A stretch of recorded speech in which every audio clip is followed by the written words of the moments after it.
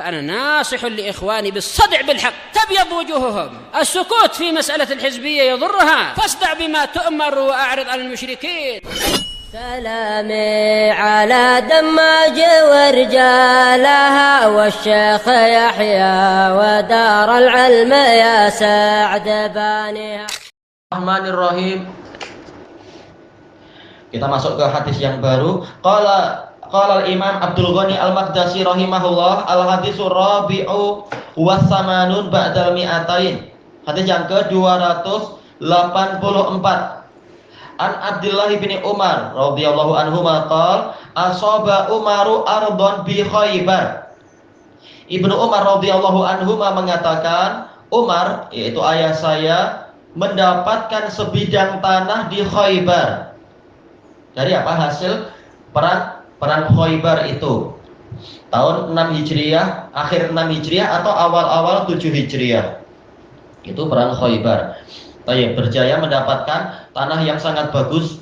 Fa'atan Nabiyya sallallahu alaihi wasallam yastamiruhu fiha. Lalu beliau mendatangi Nabi sallallahu alaihi wasallam minta perintah bagaimana mengurusi tanah ini.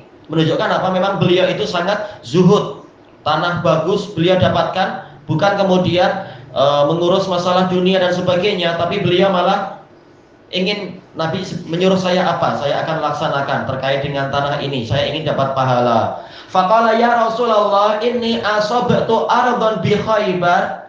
Wahai Rasulullah, sesungguhnya saya mendapatkan sebidang tanah di Khaybar yang bagaimana sifatnya? Lam usib malan qattu huwa anfasu indi minhu. Belum pernah saya mendapatkan harta sama sekali yang lebih berharga dalam jiwa saya melebihi dia. Kalau ini harta paling berharga, ternyata Umar malah ingin apa? Mendapatkan pahala di balik itu. Makanya dia tanya Nabi, sebaiknya saya gunakan untuk apa? Ini memang zuhudnya Umar. Kita tidak wajib melakukan itu, tapi ini memang keutamaan sahabat. Memang kezuhudannya hebat sekali. Fama ta'muruni bih, maka apa yang Anda perintahkan kepada saya untuk mengurusi tanah ini, saya gunakan untuk apa? Qal in syi'ta habasta aslaha. Kalau engkau mau, engkau tahan asalnya, yaitu apa? Mahbus, yaitu sebagai apa? Wakaf. Namanya wakaf, yaitu apa? Mahbus, yaitu dihentikan, tidak dijual belikan, tidak dihibahkan, tidak pula dicagarkan, tidak pula diwariskan. Ini namanya habasta, engkau tahan, engkau jadikan sebagai wakaf. Wa tasaddaqta biha, dan engkau menyedekahkan dengan hasilnya. Ini makna hadis tadi. Tanahnya wakaf, tapi hasilnya mungkin berupa kurma atau buah-buahan yang lain, itu engkau sedekahkan. Qal fatasaddaqa biha Umar. Lalu Umar pun menyedekahkan isinya, menyedekahkan apa? Hasilnya. Ghaira annahu la yuba'u asluha. Hanya saja memang tanahnya itu tidak dijual karena ini wakaf. Wala yuras, dan tidak diwariskan. Baik. Ini menunjukkan apa? Keutamaan wakaf. Langsung Nabi ngasih tahu tentang apa? Tentang amal jariyah yang selayaknya digunakan. Selagi tanahnya tanah paling berharga di hati orang itu, maka pahalanya akan menjadi apa? Paling besar untuk orang itu. Tapi ini tidak wajib. Makanya Nabi mengatakan in syi'ta, kalau engkau mau. Karena ini halal, terserah Anda gunakan untuk apa. Baik, qal fatasaddaqa biha Umar fil fuqara.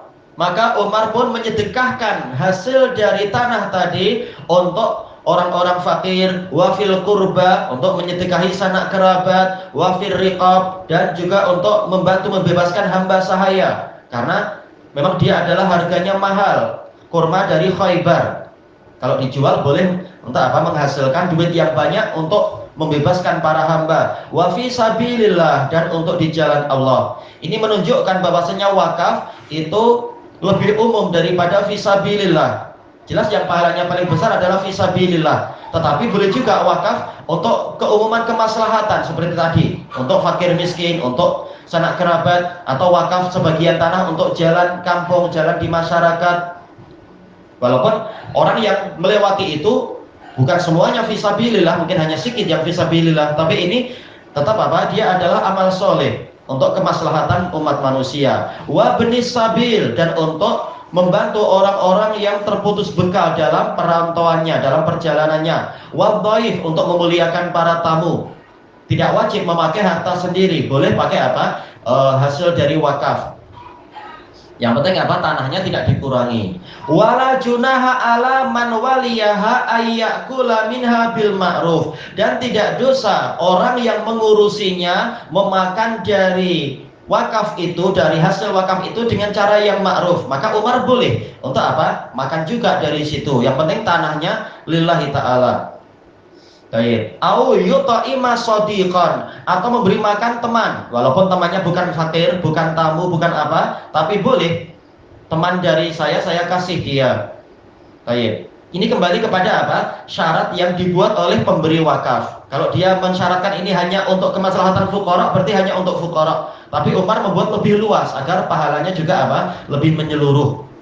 Ghairu mutawallin, ghairu mutamawwilin fi, tanpa orang yang mengambilnya itu ingin memperkaya diri.